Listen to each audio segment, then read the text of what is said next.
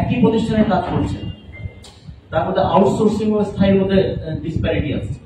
আবার আছে কি, বয়স বাড়ছে, অভিজ্ঞতা বাড়ছে, যোগ্যতা বাড়ছে, কিন্তু পদমর্যাদা বাড়ছে। তাহলে এটা একটা ডিসপ্যারিটি। তারপরে যে জিনিস আছে যে আমরা অনেক সময় ঘরের মধ্যে বনসাই করে রাখি গাছ, আমাদেরও বনসাই করে রাখছি আমাদের কর্মচারী, যে আপনারা বুড়ো হন কিন্তু বড় হবে, এইরকম একটা পরিস্থিতি তৈরি করে রাখা হয়েছে। আবার যে জিনিসটা আছে যে আমরা যদি বলি যে গোটা দেশে আমরা সাস্টেইনেবল ডেভেলপমেন্টের কথা বলছি না, সাস্টেইনেবল ডেভেলপমেন্ট গোল এসডিজি কথা খুব বলছি, কিন্তু জবটাকে করে ফেলো uncertain job with sustainable development, এটা কি সম্ভব হবে? সম্ভব হয় না। তারপরে আছে সেফটি এন্ড সিকিউরিটি। আমাদের যদি বলি যে আমরা সচিবালয়ের কথা বলছি, এখন যদি আউটসোর্স ওয়ার্কার হয়, তার কাছ থেকে সার্ভিস কি পাবো? সে আমাদের সেফটি কিভাবে এনশিওর করবে? যার নিজের সেফটি নাই, নিজের সিকিউরিটি নাই, সে অন্যের সেফটি সিকিউরিটি কিভাবে? আমরা ঢাকা মেডিকেল কলেজ নিয়ে খুবই হইচই করি, ঢাকা মেডিকেল কলেজের সার্ভিস মানে এত কম। আর এই 1200 বেডের জায়গায় 4500 রুগী, এর বাইরেও কি রুগী আছে ফ্লোরে বসে আছে, কর্মচারীর সংখ্যা 150। ডাক্তার তো রাউন্ড দিয়ে যাবে, ডাক্তার রাউন্ড দিয়েই ক্লান্ত হয়ে যায়, তো যারা সার্ভিস দেবে তারা কি করবে?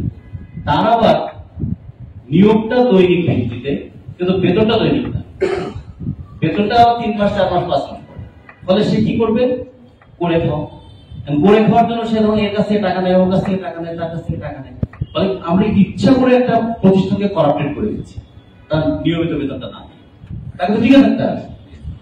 এখন টিপসের উপর নির্ভর করো অথবা কারোর উপর জোর করে টাকা আদায় করো, এইরকম একটা জায়গায় চলে গেছে। ফলে এই যে একটা করাপশনের সিস্টেম কিন্তু তৈরি করে ফেলা হয়েছে এই আউটসোর্সিং এর নামে।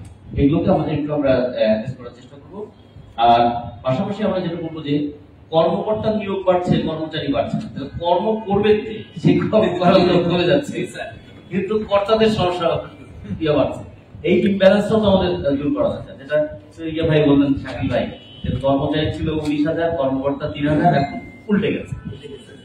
উল্টে গেলে কি হবে? কাজের ধরনটা উল্টে গেছে। ফলে এই জায়গায় আমরা একটু কমিশন দেখবো, যেটাকে আমরা কিভাবে সুপারিশের আওতায় নিয়ে আসা যায়। আর আমাদের শ্রম আইনটা শুরু হয়েছে একটা না, এটা নিয়ে আমরা দীর্ঘদিন ধরে ফাইট করছি। আমরা বলেছি এই শ্রম আইন বাংলাদেশের সমস্ত শ্রমজীবী মানুষের জন্য প্রযোজ্য হইবে, কিন্তু বলে 1-4 করতে হবে বলে প্রথমে অস্বীকৃতি দিয়ে একটা আইন শুরু হয়েছে। একটা আইন যা মানুষের সুরক্ষা দেবে, সেটা শুরুই হলো অস্বীকৃতি দিয়ে। বলে আমরা এটাকে নিয়ে আমরা দীর্ঘদিন ধরে ফাইট করে আসছি, প্রতি বছর একটু একটু করে বাড়াচ্ছি, কিন্তু এখন আমরা নীতিটা পাল্টাতে পারছি। এই জন্য এটাও আমাদের বিষয় থাকবে আমাদের বলার জন্য। আর অসংখ্য কর্মচারীদেরকে ব্যারাম দিয়ে মুষ্টিমেয় ঠিকাদার আরামে থাকবে, হ্যাঁ, একজনের ব্যারাম আর একজনের আরাম, এই পদ্ধতিটা আসলে বন্ধ করতে হবে। কেন ঠিকাদার প্রথা থাকবে? আমি সার্ভিস দিচ্ছি ডাইরেক্ট, কেন নিয়োগটা সরাসরি হবে? কেন আমাকে এখানে আবার করতে হবে? এগুলো আমরা একটু বিবেচনা করবো আমরা সুপারিশের মধ্যে।